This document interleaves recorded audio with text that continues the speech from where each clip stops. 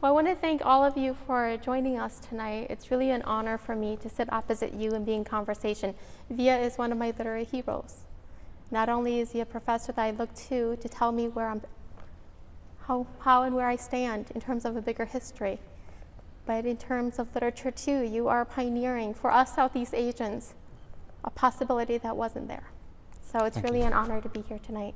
Thank you. It's my honor to be here with you. I'm a big admirer of your work ever since The Late Homecomer came out, which really blazed a trail for among American writers, among American literature, and told a story that was so important.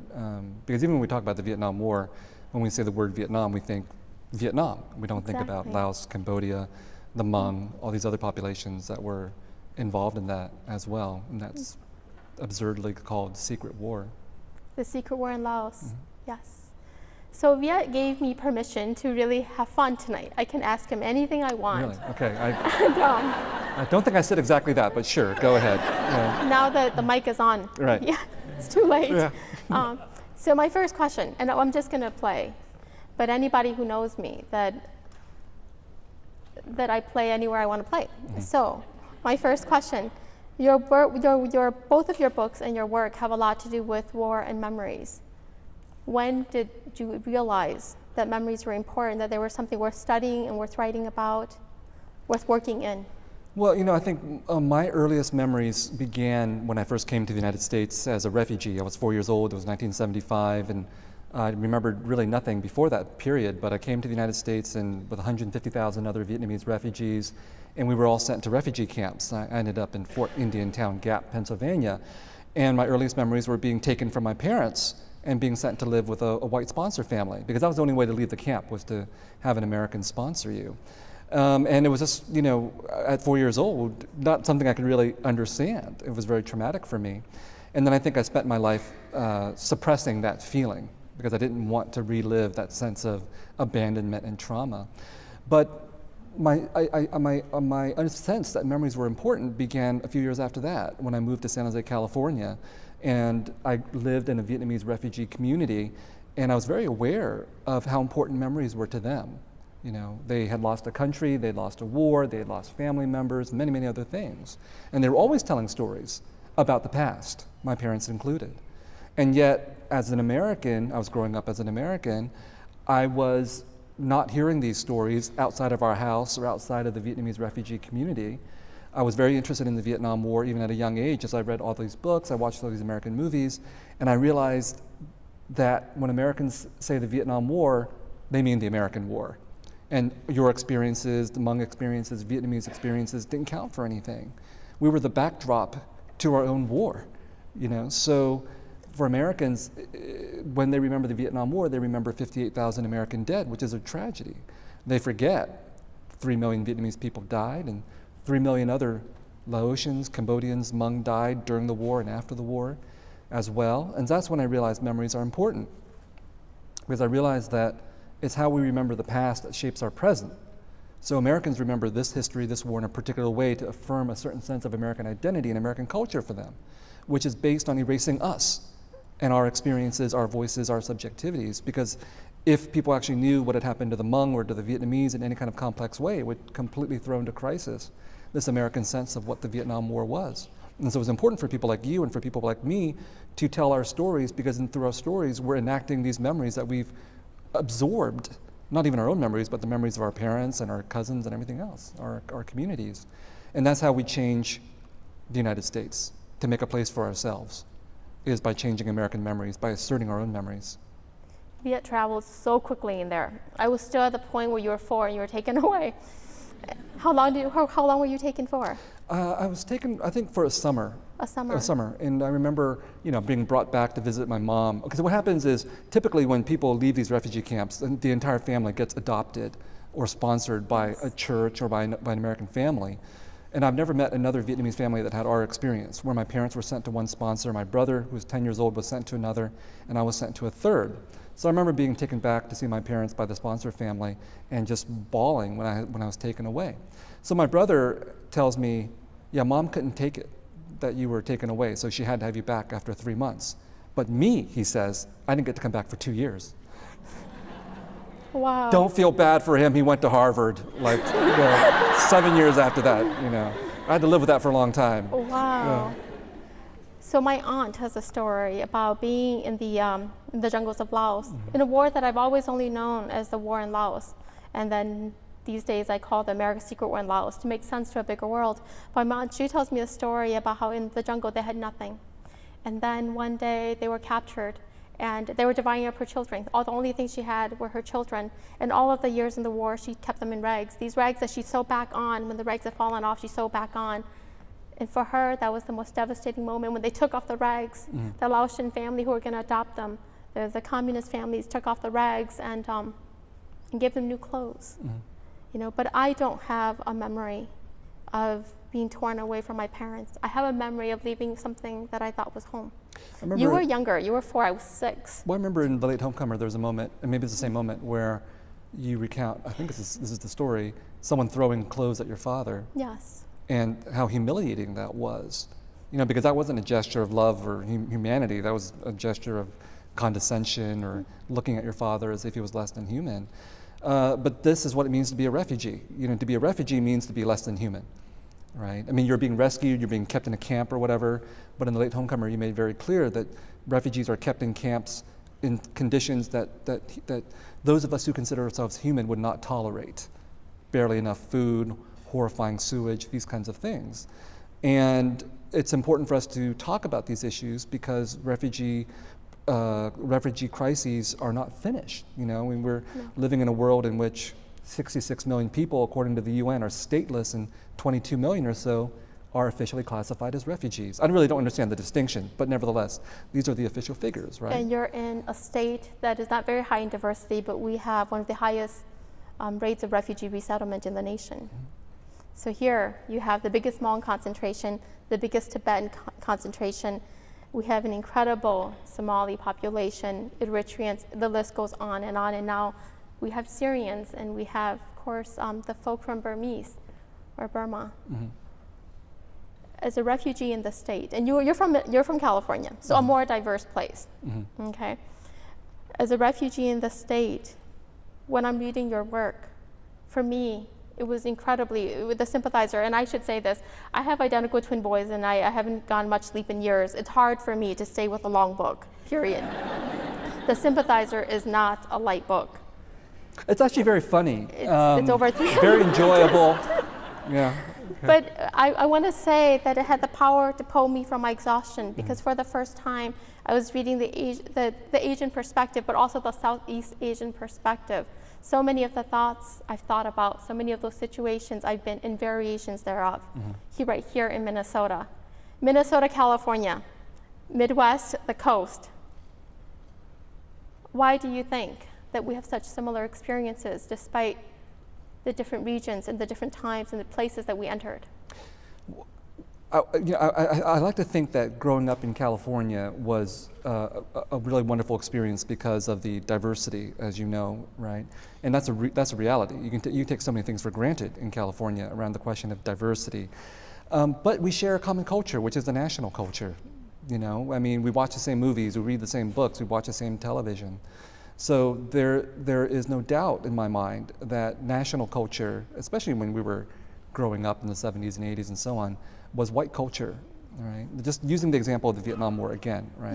Yeah. Even if I was growing up in California in a diverse environment, everybody was watching these same movies, from Rambo to Platoon to Apocalypse Now and so on. And so even if California was diverse enough so that no one ever called me gook to my face, everybody heard gook in the movies, right? So racism doesn't have to be direct.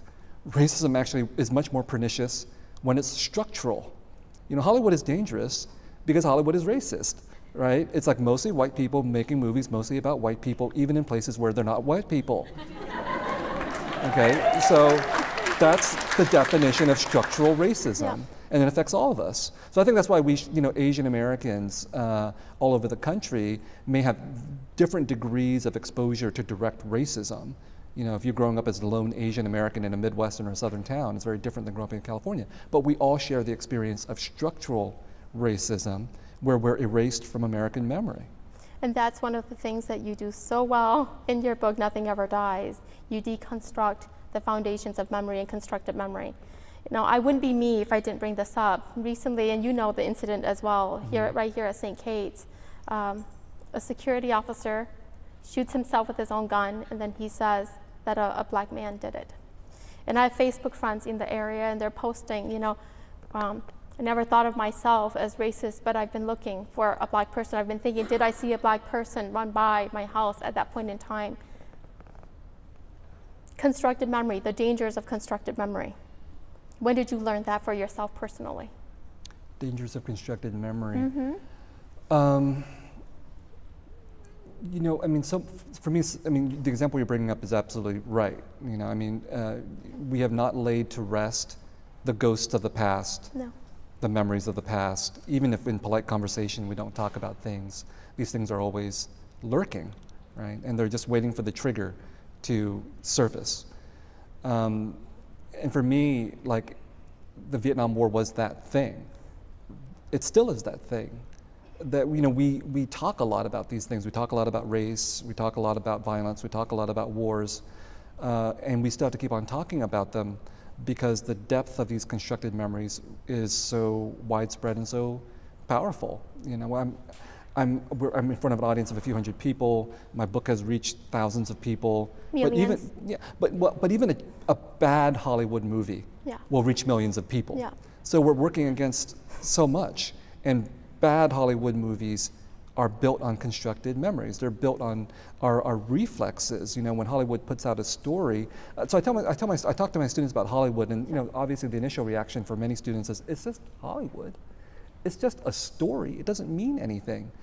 But if the story is repeated over and over and over and over again, it does mean something. And that's what you're talking about, right? That this person could just draw on this incident and do it reflexively, because he knew that people would believe it, or some people would believe it, yes. that it would draw on a deep well of feeling and experience and memory. And likewise with the Vietnam War, it's very difficult to change American perceptions of the Vietnam War, because those feelings have become sedimented, those feelings and memories have become sedimented over decades and experienced by millions and millions of people, and is reinforced constantly. Right? So it's actually really, really difficult to even get people to conceive of the idea that they should listen, that it's not just been Americans who have been defined by this war. Right? No.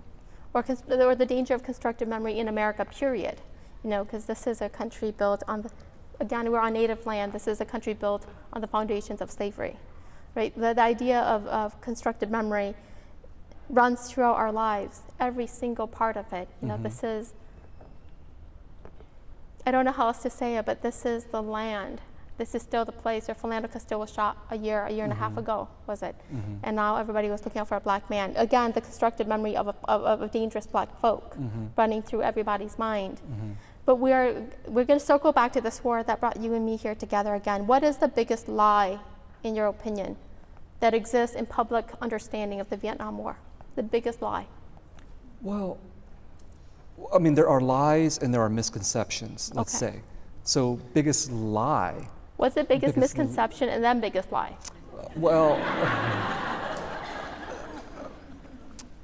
Biggest lie. Well, Henry Kissinger. Let's say Henry Kissinger was the biggest liar or something like that. I just get so upset thinking about it. That this was the biggest lie, was that this was a war of symmetry. Okay, that Americans did what they had to do because the Vietnamese were also doing the same things to them, or the Laotians or the Cambodians, to communists in general.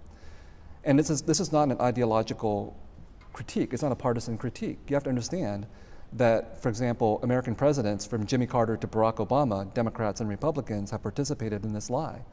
1978, Jimmy Carter says this was a war of mutual destruction. It's not true. You can't have a war of mutual destruction when 58,000 people die on one side and 3 million or 6 million people die on the other side. You don't have a war of mutual destruction when one country does the bombing and the other country is bombed, or the other countries are bombed. And that is something that has been just enormously persuasive, that people in America really do believe that everybody suffered equally, right? Now, the misconception, I think, is that this was a war, like all wars, about soldiers. If your entire education about war is through watching movies, you would think wars only affect soldiers. It's not true, right? I mean, that in the 20th century, more civilians have died in wars than soldiers have. And this was absolutely true for Laos, Cambodia, and Vietnam. So why do we continue to think that wars are about soldiers? That's a misperception that allows us to completely misunderstand what a war actually is. You know, and so for me, so much of my work has been around trying to argue that we really need to think about war differently. War is, yes, about tanks and guns and soldiers and all that kind of stuff. But war is also about the fact that innocent civilians die, and that societies are geared to fight war. Our society definitely, Vietnam definitely. We build war machines. You don't build war machines unless you use them, right? And you don't build war machines unless you get the consensus of the citizenry to pay for that war machine. And that's why wars are not just about soldiers. So soldiers are just the people we send out to fight our wars for us, as is happening in the United States. But we're all implicated here. And when we fight these wars overseas, innocent civilians get killed. In your book, you talk about just memory. Want to tell us more about it? So you and I work in memory, we work in war, we're talking about constructed memory. Obviously, then we're talking about deconstructed memory. But what is this idea of a just memory? Well, I think we can see it everywhere. You know, you talked about this incident on campus, but it's a national problem. You know, yes. Charlottesville happens. And the debates around Charlottesville, the Confederate flag, Confederate statues, et cetera, these are debates about just memory. How do we adequately address the past? How do we do justice to the ghosts of the past? And these are not academic questions, these are visceral questions. That's why people are, you know, marching and protesting and fighting and getting killed about that, right? And the problem here is that there's more than one way to define justice. You know, you and I have a certain definition of justice. The people who are carrying torches and saying that Robert E. Lee is a hero and that we should remember the Confederacy, they think they're doing the right thing. They think this is just memory. So trying to figure out what is a just memory is enormously important politically, right? And it is it's an intensely political and ethical and moral question.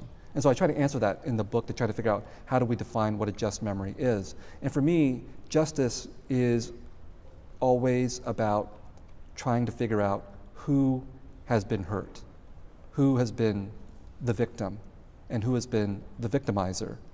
And this is, again, not a clear-cut issue, because so much of my work is to say, just because we're minorities, Southeast Asians, we're not just the victims.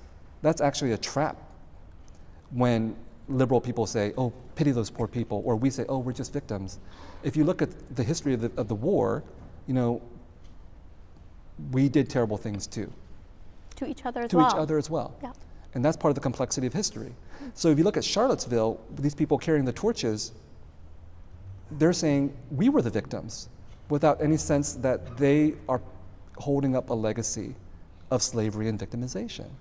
So that's justice. Justice is being able to acknowledge the complexities of our situations. If we could both acknowledge, if our sides, different sides over a conflict, could both acknowledge the mutual responsibilities, the fact that you can find victims and victimizers on any side, then we could possibly make progress. But it's very hard to get to that point. For me, one of the powerful statements in your book is that there are always two wars. The war that is fought on the field, and then the war that is fought within memory. But you are a professor, you are a writer, you're an incredibly powerful public figure now. What wars do you fight in each of those spheres? What wars do I fight to? That same war that brought you, right? As a teacher, how do you fight? As a writer, how do you fight? Right. And then as a public speaker, how do you fight that same war? Are you still fighting the Vietnam War or the American War or the war that made me the America's Secret War in Laos?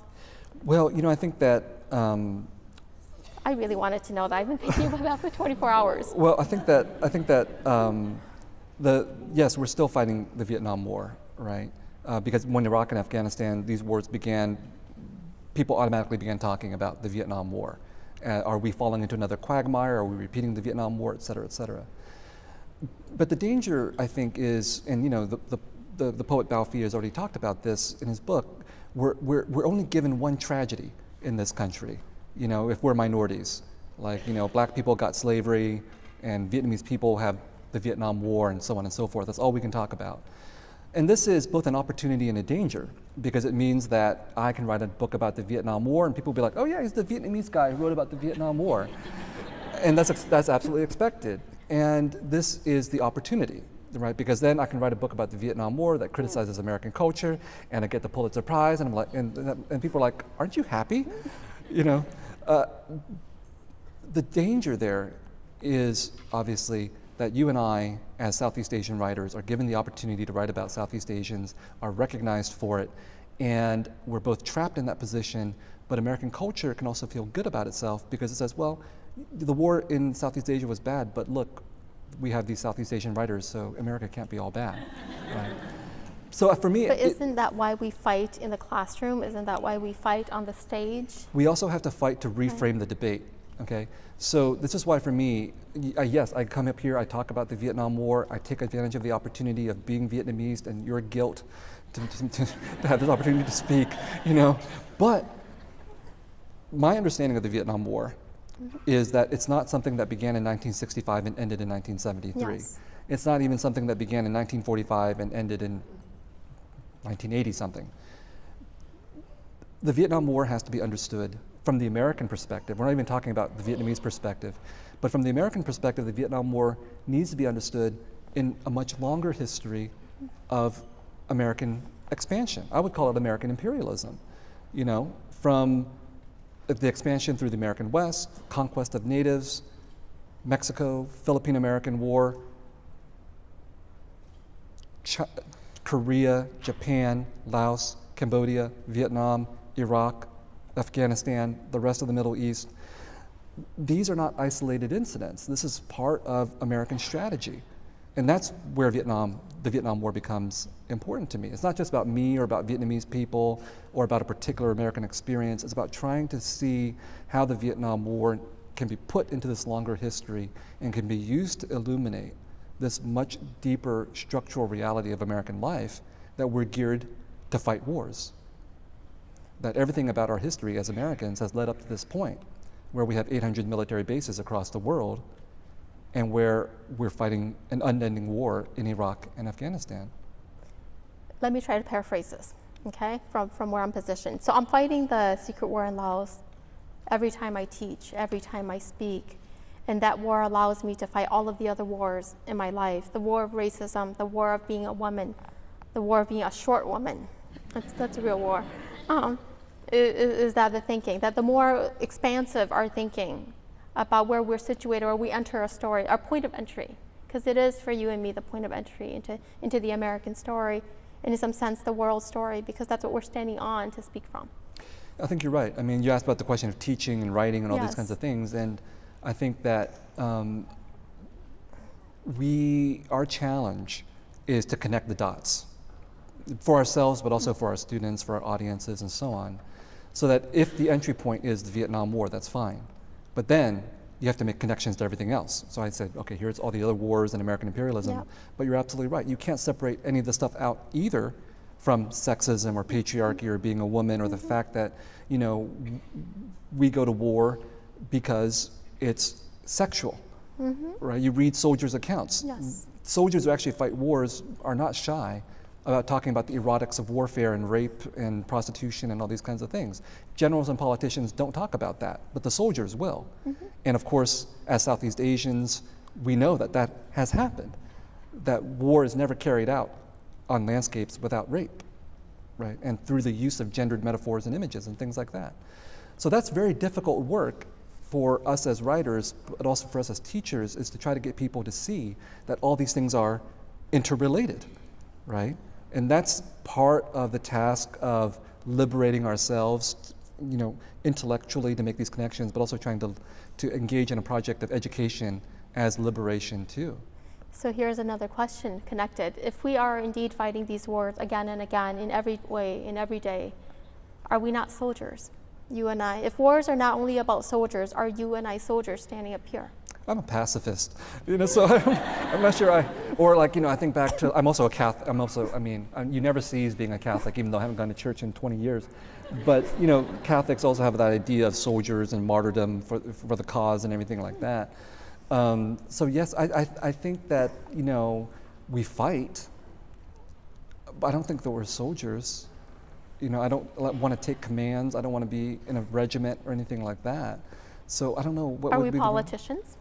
I don't like politicians either, even though I have friends who are politicians, and there's some good politicians, but I don't know. I think that we occupy a weird place as writers and as teachers and so on. We're by nature working in occupations or vocations that require being idiosyncratic. But no, okay, here's a better word. I think that we're part of a movement. Part of a movement. A movement.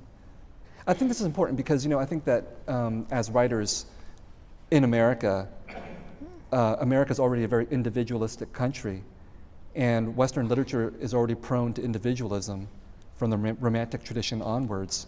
So in the United States, to be an author is to oftentimes submit to the myth of the author as an individual.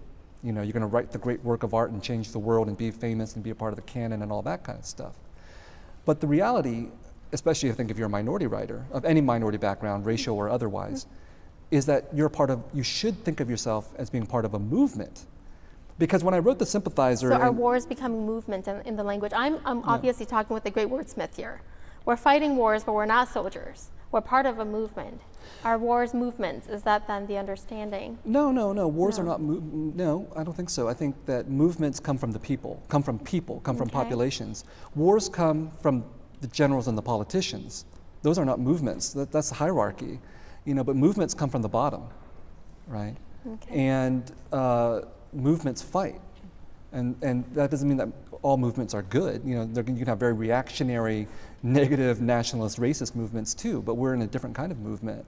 But going back to the question of writing, the reason why movements are important is because I had never had any illusions that when I wrote The Sympathizer, for example, that I was doing it purely as an individual. I wrote The Sympathizer knowing that I could write this book because of all the movements that had come before me. Think how lonely it was to be an Asian American writer in 1900, and there were Asian American writers in 1900. You think you're alone out here in Minnesota. It was much worse back then. And they didn't have the benefit of a movement. But over the decades, there was the development of movements, civil rights movement, Black Power, Asian American movement. All of these things changed society. They created the possibility that people could even understand that there was such a thing as an Asian American writer. I didn't have to fight that fight. People before me fought that fight to say there is such a thing as an Asian American, and then you and I benefit from that. And you're fighting that fight for me. Right, but we should never forget that we are where we are because of other people who sacrificed before us. And that I think should give us a proper sense of humility about ourselves as writers, but also gives us the recognition that books themselves alone can't change the world. A book can ignite a conscience and can dream of a different world, but writers only change the world in relationship to movements. You have to get out in the street and march and protest and organize and do all that other kind of stuff. That's part of where literature matters, is when literature connects with people and vice versa, when people create the conditions for writers to emerge. So what are we moving toward in this movement? What are we building? If we're fighting from these wars and we're part of a movement, what is that movement working toward? You're going to make me all weepy here. We're fighting for equality, we're fighting for justice, we're fighting for love, we're fighting for peace, we're fighting for a world where everybody's included, where there's no war, where we can have conversations, where we're not afraid of each other. In short, we're fighting for utopia, right? So that means that our movement is not going to be concluded before we die, But we both have children. So we do it for the species, right? The writer in 1900, did what that writer did and never reaped the benefits of her sacrifice. I'm thinking of specific writers. Yeah. I reap the benefits of that sacrifice. So then I have to think, well, who are going to reap the benefits of any sacrifice that I do or you do? That's the movement. The movement lives beyond the individual. The movement is for the sake of the species, right? So what sacrifice are you making? I don't know. In case the audience doesn't know.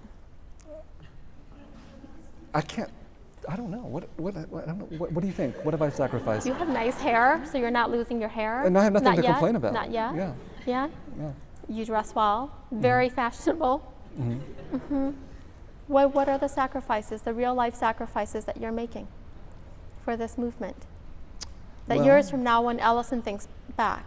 You know, right now I cannot talk about sacrifice because it just appears ludicrous. You know, I got the Pulitzer Prize, so like, what's he sacrificing? But I think that, no, I mean seriously, like it's ludicrous for me to complain about anything.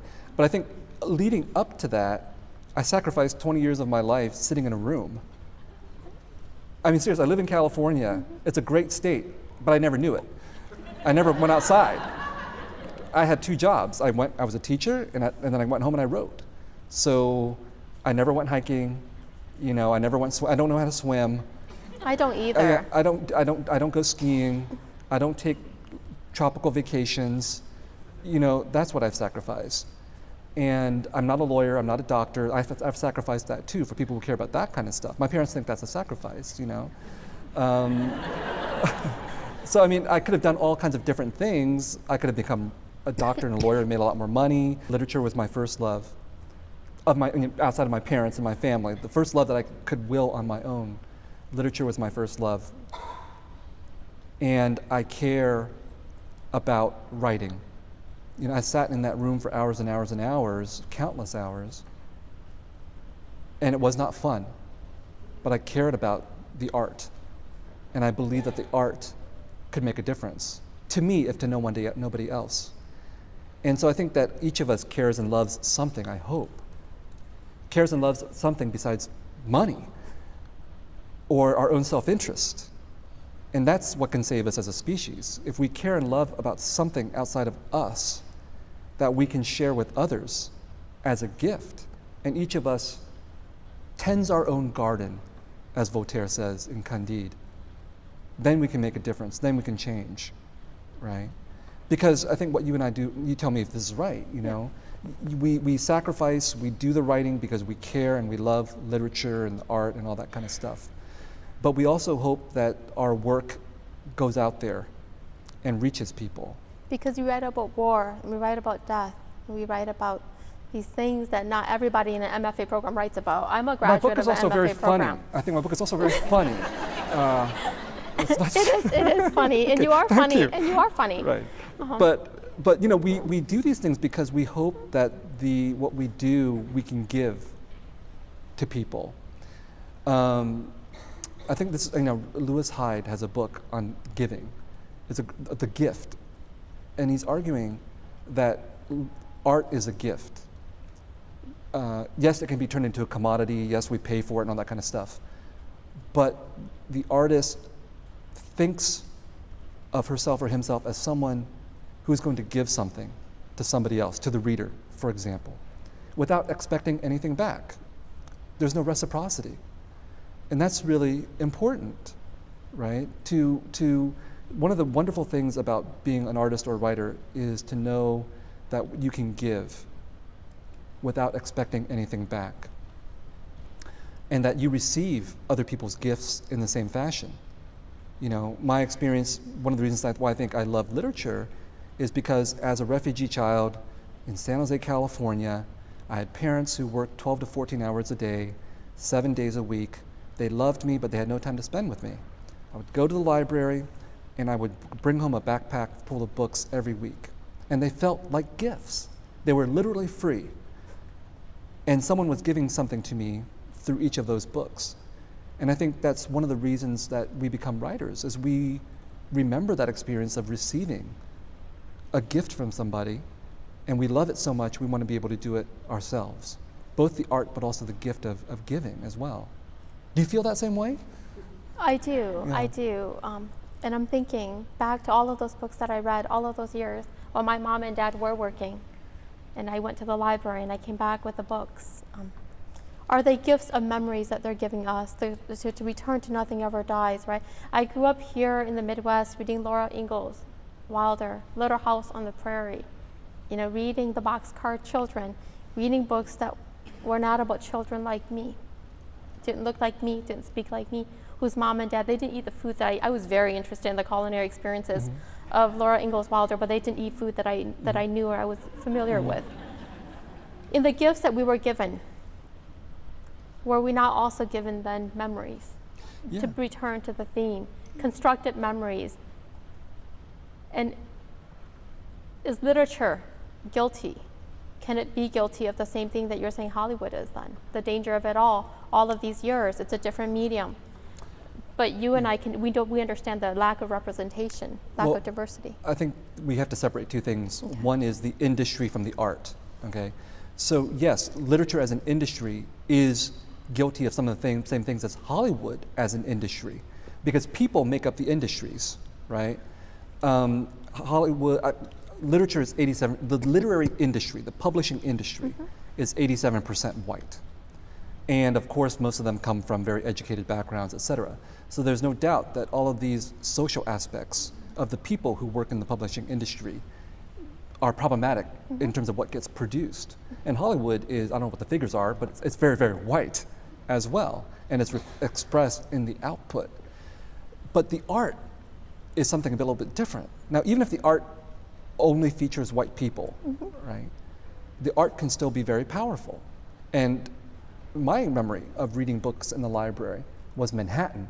Like a lot of the books that I read were all set in Manhattan. And I thought that to me was, people, other people dream about going to tropical islands and stuff, that's exotic. I dreamt about Manhattan, and Central Park.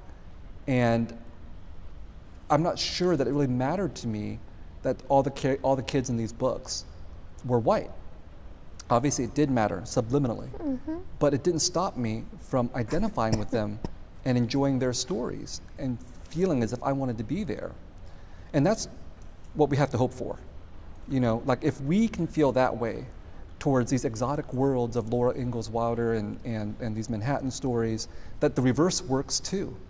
That people in the Midwest can read stories about people who are not like them in other places and other worlds and feel that same attraction and that same draw.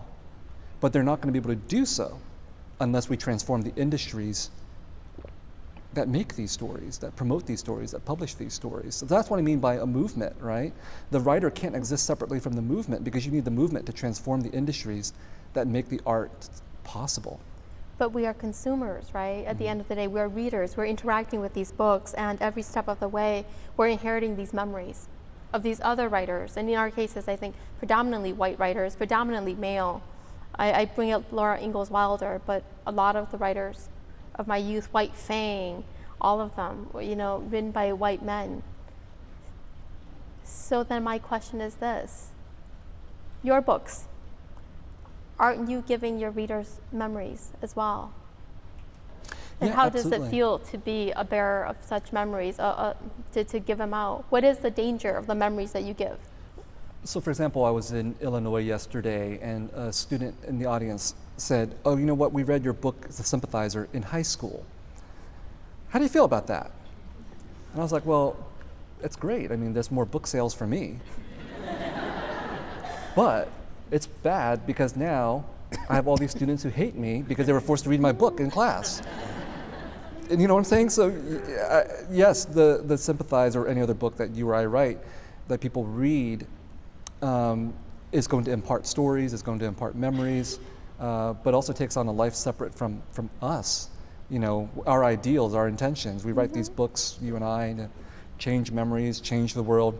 But then someone puts it on a school curriculum and it just becomes another dead cultural object of resentment for someone who'd rather be playing a video game or watching a movie instead of reading a book, right? And so we too are part of the process of culture here. So that's the only danger. Why don't you tell me what you think? Because I get to ask the questions. Yeah. What do I think? This is what you gifted me with, the memory of. I'm a Hmong kid. I remember the first time I saw Hmong literature was when I read Strangers from a Different Shore, Rano Takaki. My professor in college. Yeah. The world is small. And I remember the moment I read it, I went into the room and I shared it with my siblings and my mom and my dad, and there were tears in my eyes because I felt more real. All of a sudden, everything that had made me became more real because I was on the page in a way I had never been. In the experience of reading your book, always you're looking to inclusiveness is one of the modes that you function in on the page. And so, yes, the Hmong became real in those pages too, but we became part of something bigger, the movement that you're referencing again and again. And you and we both started our books with quotes from African American writers. I want to say this, and I don't think it's a coincidence. I started The Song Poet with Ellison on the American Blues, and you started Nothing Ever Dies with Toni Morrison's Beloved. And the title comes from Toni Morrison's Beloved too. Excellent title, by the way. In these things, you gifted me with a new memory of myself. Does that make sense? You helped me identify and become in a very real way. I'm 10 years younger than you, roughly. Oh, come on. I did the math. Right, and you're still, in that way, I'm still very much your student, and I would be the first to say it. I learned so much about the immediate transformation that can happen in the reading experience all over again. And so I want to thank you for that. The danger of that, though, is that I'm getting more confident. Okay. Okay? All right. And my father, he's very Hmong. He says, whenever you get more confident, that's when you make mistakes. So Well, that is true. I think that we have to. That's why I said humility earlier, right? So we have to not believe our own hype and all that kind of stuff, which is important to remind ourselves about. I don't know where I'm going with that, but I think that I guess the danger is that once you put a work of art out in the world, you, the author or creator, you don't own that anymore. It's no longer yours, and there's a whole way in which the book takes on a life of its own, and you can't control the consequences or the effects of that work. So that might be the danger, that the reception of our books is beyond us.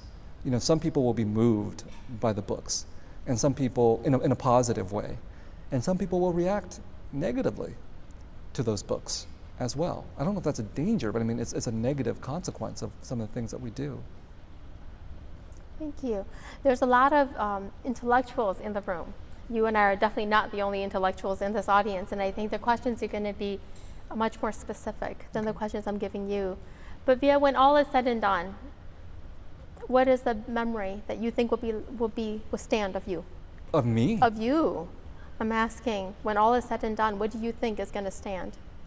I don't know. I'm a father now, which, my son is 4 years old. 5 years ago, I never would have wanted to be a father. Never in my life did I ever want to be a father. So I think that for me, the most important memory is what my son will think of me. And you end this book with your father's father. What do you think of your father and his memories? I think my father's unknowable. I think that I understand the broad outlines of my father's life, which has been a heroic life. He was born poor in a northern Vietnamese village and never had more than a high school education, but became a refugee twice, made a fortune for himself as a self-made, self-taught businessman in Vietnam, lost most of that, came to this country, rebuilt that fortune to even greater heights, survived all kinds of terrible things in Vietnam and in the United States, and has always sacrificed for his family. And I don't agree with my father about many things, from politics to religion, but I've never doubted that my father was a man of integrity, that he walked the walk. And that was very impressive to me. And I'm sad that I don't think I understand my father's interiority, I try to have conversations and so on and so forth, but he's not a forthcoming person. So of course, he's 85, 86 years old, and it happens to all of us. It'll happen to me and my son. We have to confront our parents' mortality. We have to confront what it is that we know and don't know about these people. And it's interesting to be at this stage because until I had my son, I never understood what it was like for my own parents with me. Because when you're growing up, you take it for granted, your parents, and whatever they do for you, But with a son, I think he also is taking it for granted, whatever I do for him too. And I do a lot for him. And I care for him and all these types of things. And I make all these plans for his future, which he'll probably resent later on. But going back to that idea of giving, it's giving that I've learned through being a father, and it's giving without reciprocity. Like I guess some parents want things from their kids. I don't want anything from my son. I do these things without hope of reciprocity. You really don't want him to visit you years from now when you're sitting there in that lonely chair? Okay, all right. Really? Well, maybe. But I mean, I don't want, okay, you're right. We hope for these types of things, But anyway, the whole point is, I don't know what was your question, but my question is, what will the memory of Viet Thanh Nguyen be? What do you think? Yeah, so I hope my son. I hope my son. I hope my son will remember that me like the way I remember my father. Like I don't expect my son to understand my interiority either. Except you write books. Except I write books. But like I said, that's an author. That's not me.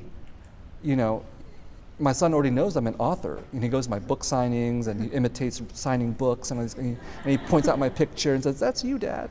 But who knows what the long-term effects of that are? And he could resent that too. But I want him to respect me, like I respect my father. So Viet Thanh Nguyen, a respectable man. Father. Father. Yeah. Father, not man. I thought we were debunking masculinity. That's right. Yeah. And a humanitarian, Right. a humanist. When I was reading your book, that's what I thought about. Viet the professor, Viet the writer, but Viet the humanitarian. Thank you. Thank you. And now it's time for audience questions. So good luck. Thanks. Thank you so much.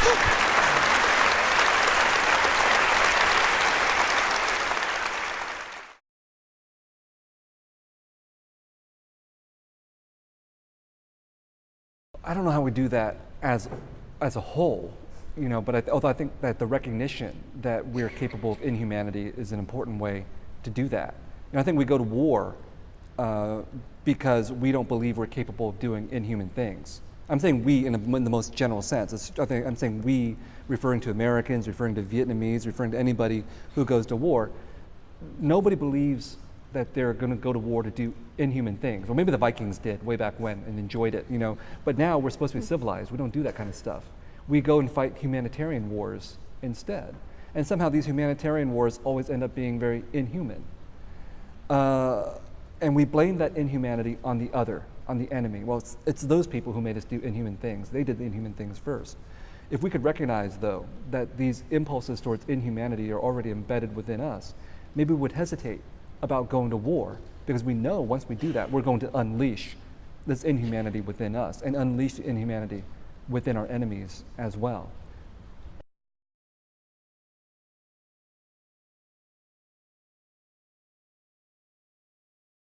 It's us, it's the citizens. We're the ones in charge, right? We just don't know it, or we won't take on our power to help to dictate what it is that the government can or can't do. But as writers, I'll just give you one example. As minority writers, it's often expected that we will write books that prove the humanity of the populations that we come from, okay? People pick up these books about the Hmong or the Vietnamese, people who are not Hmong or Vietnamese, with the hope that they'll find out what makes us human. That is not an expectation that's put on your average, rather to say, white American writer, Thank you. And so it's a temptation for minority writers to prove our humanity when we shouldn't have to do that. We're already human, so we shouldn't be writing books that try to prove our humanity. If we're already human, and if we acknowledge that part of humanity is inhumanity, then we need to write books that address us in that kind of complexity. And so, growing up in a Vietnamese refugee community, reading about the history of Vietnam and the war, I was aware that we were not angels. We were not just victims. Things were done to us, and we did things to other people. We did things to our enemies. We did things to our children. We did things to our neighbors. And that's what we need to talk about, right? That's the stuff of literature and art, is to address the complexity of people.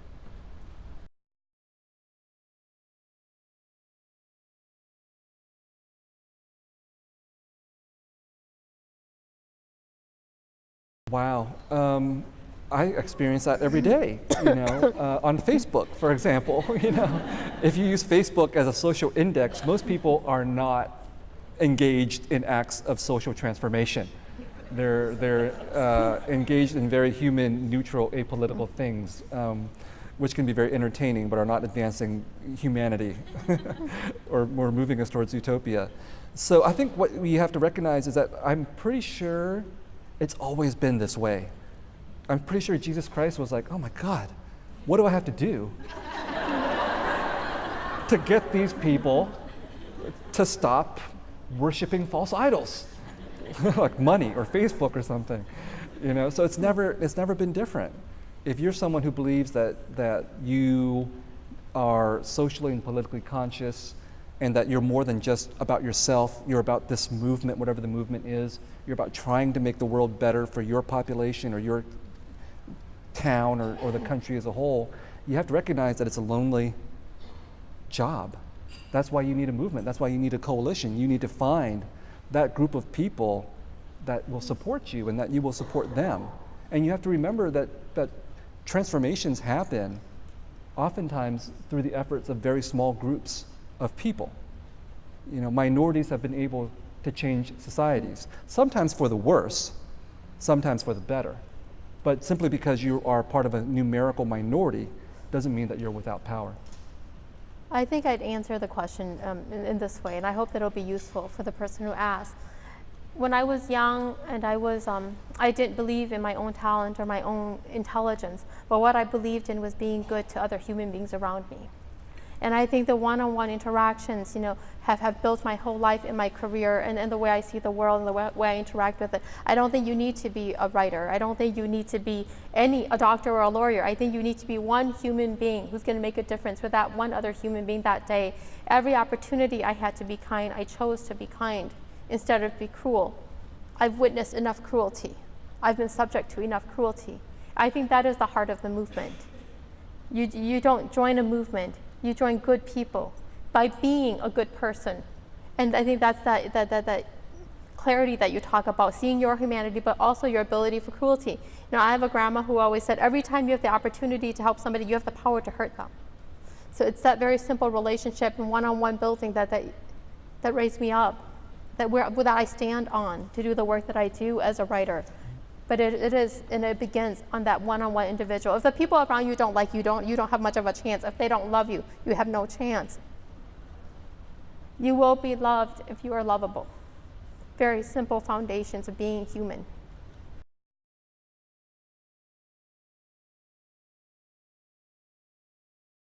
I have kind of a sixth sense. If I walk into a room or like a dark basement, I'll feel the hair on my at the back of my neck raising or my arms, and I'll know that I have to cough and I believe I come from a world full of ghosts.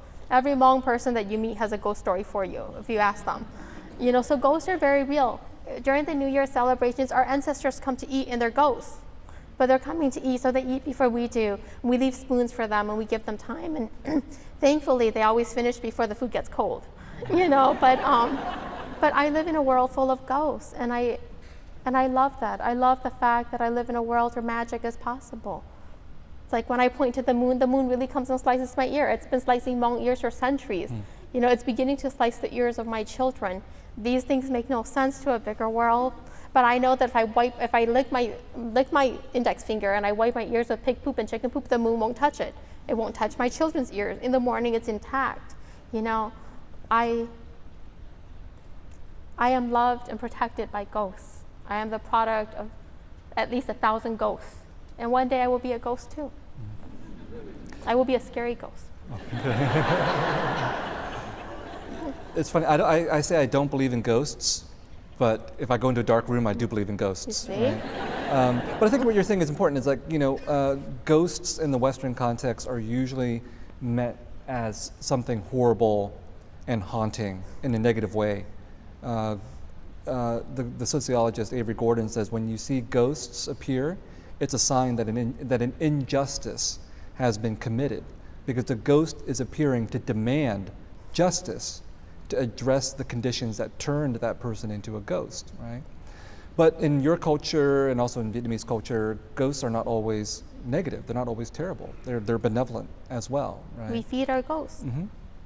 Personally, for me, I grew up without a sister. I had an adopted sister in Vietnam, and she was not able to escape with us. And the only memento that we had of her was a black and white photo. She was 16 years old, and that black and white photo was in the family photo album. So I grew up my entire life aware that somebody was missing in our family, and not understanding why, and not really living in a family that was talking about this. And so there was always an absent presence for me in the family. And that felt like a haunting to me. She felt like a ghost to me. And that sense, that absent presence, I think, is something that defines all refugees. And all refugees are haunted by something, by missing people, usually, but by missing countries as well. And to be a refugee is almost by definition to be haunted by literal or figurative ghosts.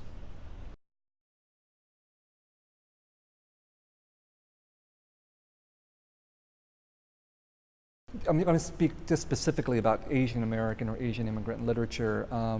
I'm a specialist in that. I've read most of Asian American literature, and one of the things that's absent in this tradition is anger. Now, there's anger directed within the Asian American community, directed against the bad Asian patriarch father, or directed against, misogynistic Asian culture or whatever. But there was not very much anger about the United States, about racism as a structural condition. There was not much anger about trying to articulate what it meant to be an Asian immigrant or an Asian American. And that was something that I wanted to rectify with the Sympathizer. I wanted to write an angry book because I felt there's so much to be angry about. But with the Vietnamese community as an example, if you spend any time in the Vietnamese community, you'll know that there's anger in the Vietnamese community, right? There's a lot of rage and bitterness that the Vietnamese people direct against each other as a consequence of having lost their country and having lost the war. But outside, Vietnamese people rarely express that anger because they're afraid of offending other Americans. They're afraid of offending their hosts. They want to express gratitude. And maybe because I'm younger and I came when I was 4, and I'm just naturally sort of a recalcitrant person, I felt that gratitude is not sufficient. Yes, I'm grateful to be here in the United States, but I wouldn't need to be grateful to be here in the United States if the United States hadn't fought a war in Vietnam. So that is the complexity of anger that I wanted to address, and sometimes I felt that was absent in Asian immigrant or Asian American literature. I taught a course titled Unwritten America, and in that course I discovered how much hadn't been written about America, how many groups have been left behind. One that comes to mind is we don't have a lot of writings by folk with mental disabilities. We don't.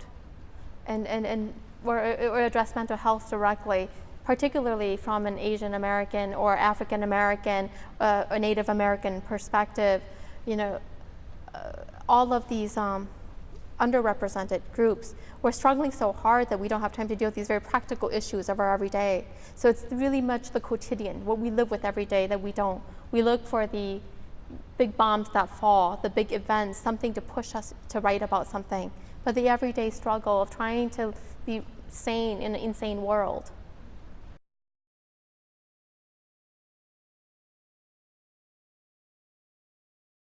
Faceless other is, and I'm going to go back to this, but I'll wrap it around. The faceless other is that, imagine African-American man who pulled a gun and shot somebody here on this campus, not long ago at all. The faceless other is a gang, you know, the Hmong gangs on the east side. And then every group of boys that talk, you know, are in danger of being that group of gangs that they somehow are afraid of. I think it begins with, in order to fight our invisibility, we have to speak up our truth from where we're positioned. For me, that is as a first-generation Hmong refugee woman, as a Hmong American who believes in ghosts. You know, I believe in ghosts. It is to speak. My voice isn't very loud. It's rather soft, but to speak despite its volume, to speak despite its softness. It is, for me, the revolutionary act of loving again and again, even when people have hurt you. You still have to love them. Because you have to be better than you think you are. You have to be better than you believe you are in order to build that utopia that we're walking toward. That is how I do it personally. So I agree with all that. And I also think that for Asian Americans to contest their place in American society, which has historically been a place of silence and invisibility, Asian Americans need to do exactly what you say, which includes speaking up, right? In many different ways. That's one of the reasons why art and culture is important. You know, we write these books, we make movies, we engage in all these cultural practices in order to show that there are stories and histories involving us, and to propagate them so that other people can have them as well. But we also organize. We recognize that we can't do this by ourselves, individually, but we need collectivities, we need solidarity, we need to build these organizations locally, nationally, and so on, that will foreground the presence of Asian Americans at the civic level, but also get people elected to office so that they can be as corrupt as other politicians, possibly, but hopefully also represent us.